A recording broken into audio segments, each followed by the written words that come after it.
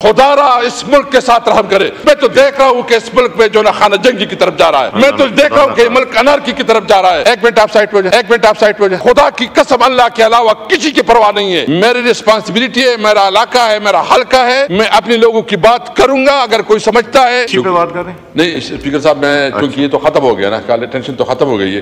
میں point of order پہ بات کرنا چاہتا ہوں اور میں آپ کا شکریہ ادا کرتا ہوں, آپ نے ٹائم دیا ہے. سب سے پہلے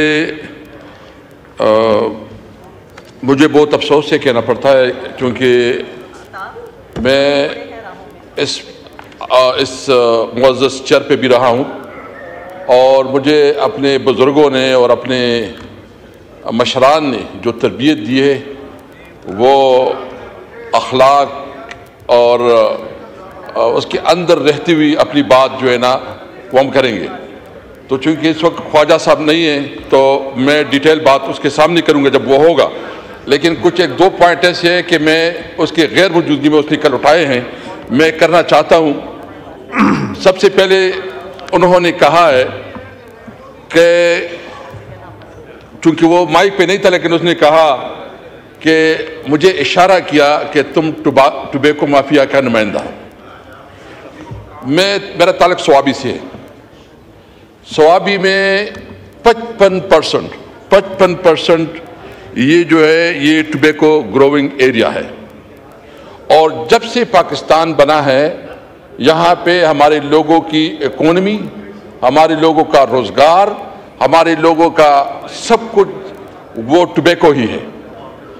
میرا ٹوبیکو کے ساتھ ذاتی طور پر کوئی تعلق نہیں ہے, نہ میرا کاروبار ہے, نہ میں اس معاملے میں اتنا سمجھتا ہوں. اگر کسی نے بتایا کہ میرا کوئی ٹوبیکو کاروبار ہے یا بزنس ہے یا میں نے خود ٹوبیکو گرو بھی کی ہو تو میں ذمہ دار ہوں اس کے لیے. ہاں یہ میری رسپانسبلٹی ہے کہ میں اپنے علاقے کی نمائندگی کروں گا, اپنے علاقے کی آواز بنوں گا اور اپنے علاقے کی جو مجھے بھیجا گیا ہے میری رسپانسبلٹی کہ میں اس کے لیے. انہوں نے بتایا, اسپیکر صاحب میں آپ کے نوٹس میں لاؤں, جب میں اسپیکر تھا اور ہم نے ایک ایگریکلچر کمیٹی بنائی تھی تو اس میں ہم نے شبر زیدی کو بلایا. اس کو ہم نے کہا کہ آپ بتائیں. انہوں نے ٹوبیکو پروڈکٹ پہ ایک ہوتی ہے فنشنگ گڈ, ایک را میٹیریل ہوتی ہے. تو جو ٹوبیکو را میٹیریل پہ انہوں نے 10 روپے سے لے کے انہوں نے 300% جو ہے نا بجٹ کا اضافہ کیا, ٹیکس کا اضافہ کیا, 300% ٹیکس کا اضافہ کیا. ہم نے ان سے سٹیٹسٹک مانگے کہ آپ بتائیں کہ یہ جو آپ لوگوں نے 10 روپے سے لے کے 300% جو آپ نے اپنا یہ ٹیکس میں اضافہ کیا ہے, کیا اس میں ٹیکس ریوینیو میں کوئی خاطر خواہ فائدہ ہوا کہ نہیں ہوا ہے.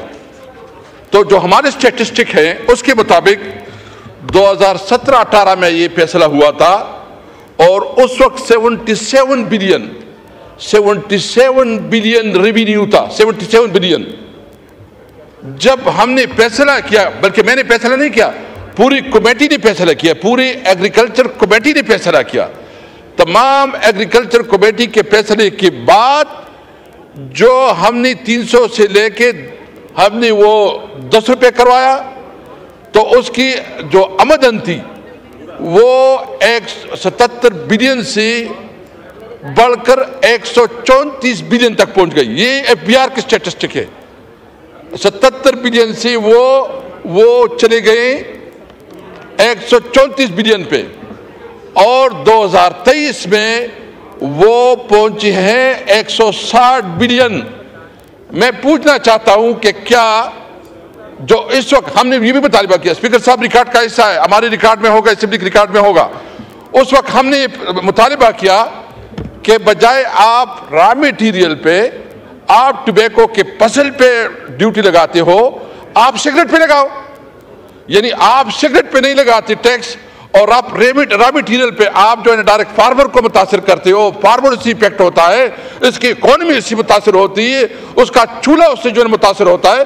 تو ہم نے مطالبہ کیا کہ آپ مہربانی کریں سگریٹ کے اوپر، میں کیٹیگری نہیں اب بھی کہتا ہوں کہ سگریٹ کے اوپر آپ جتنا ٹیکس لگا سکتے ہو لگاؤ، لیکن فارمر کو نہ کرو.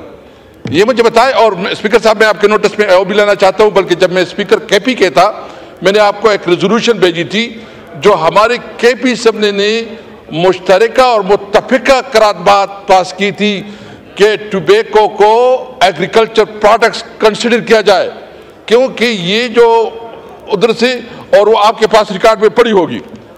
لیکن آپ کے پاس ایک شبر زیدی نے ٹی وی ٹاک شو پہ بات کی اور انہوں نے کہا کہ اسپیکر صاحب بیٹھے تھے اور کچھ ٹوبیکو بیک گراؤنڈ کے کوئی بزنس مین بیٹھے تھے جو وہ تھے اسمبلی میں تھے، وہ آئے تھے اور پھر جو ہے نا انہوں نے اس وقت تمام ایگریکلچر کمیٹی بیٹھی تھی.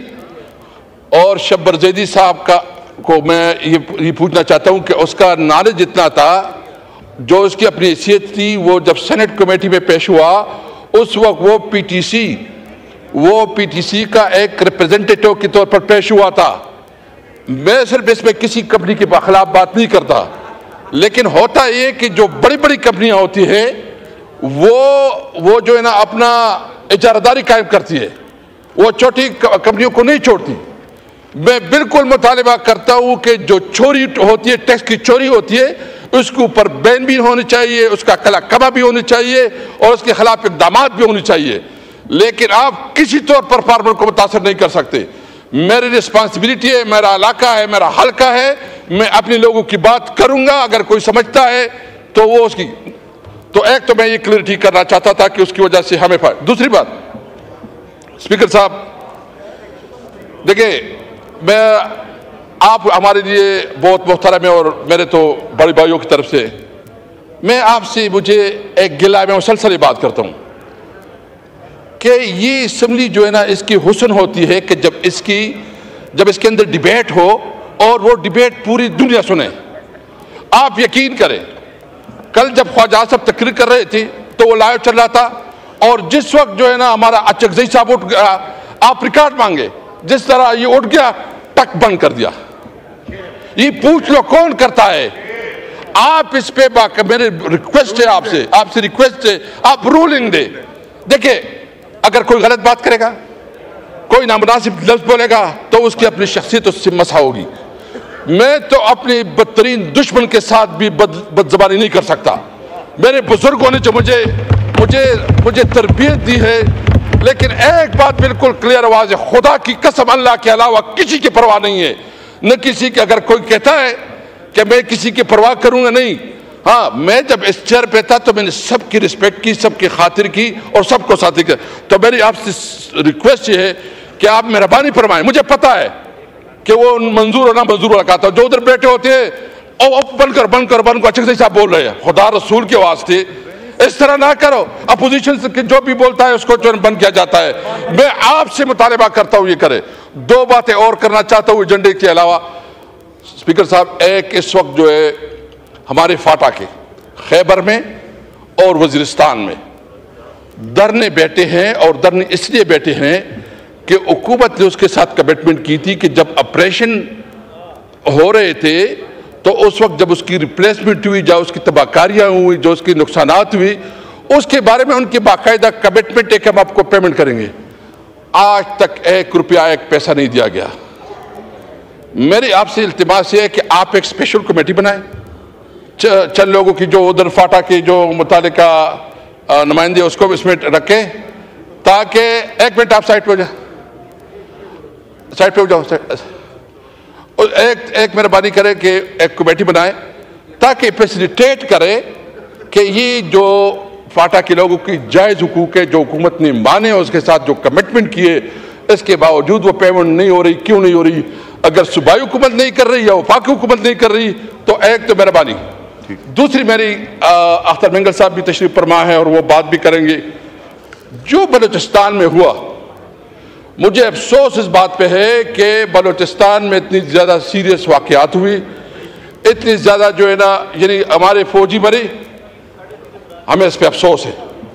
اگر پنجاب کے مزدور مرے ہمیں اس پہ افسوس ہے, ہم اس کی مذمت کرتے ہیں, لیکن بلوچستان میں جس طرح حکومت ہو رہی ہے اور جس طرح بلوچستان میں رویہ رکھا جا رہا ہے, اس دن بات ہوئی, کوئی حکومت کی طرف سے کوئی نمائندہ نہیں بولا. یہ اس کی رسپانسبلٹی تھی کہ وہ آئے, قوم کے سامنے رکھے کہ وہ اس بلوچستان میں کیا پالیسی اپنائے ہوئے ہیں. بلوچستان میں سینٹ میں انہوں نے ڈیبیٹ کی, اسپیکر صاحب, نیشنل اسمبلی میں نہیں ہوئی. سب سے بڑا ہاؤس یہ ہے, اس ہاؤس میں بات ہونا چاہیے. میرا مطالبہ یہ ہے کہ اختر مینگل صاحب آج ہیں, انہوں نے ریکویسٹ بھی کی ہے, آپ اس کو بات بھی کرنے دیں گے. آپ حکومت کی پالیسی واضح کرے کہ بلوچستان کو کیسے ہینڈل کر رہے ہیں. بہت افسوس ہے, خدا را اس ملک کے ساتھ رحم کرے. میں تو دیکھ رہا ہوں کہ اس ملک میں جو نا خانہ جنگی کی طرف جا رہا ہے, میں تو دیکھ رہا ہوں کہ ملک انارکی کی طرف جا رہا ہے. میری امید ہے آپ سے اسپیکر صاحب, آپ کا چیئر بہت امپورٹنٹ ہے, اس پہ ڈیبیٹ کروائیں, اس پہ ڈسکشن کروائیں, سلوشن نکلوائیں, تاکہ ہمارے جو بلوچ بھائی ہیں, جو ہمارے فاٹا کے بھائی ہیں, ان کو احساس ہو کہ پارلیمنٹ میں اس کی بات سنی جا رہی ہے. جی, منسٹر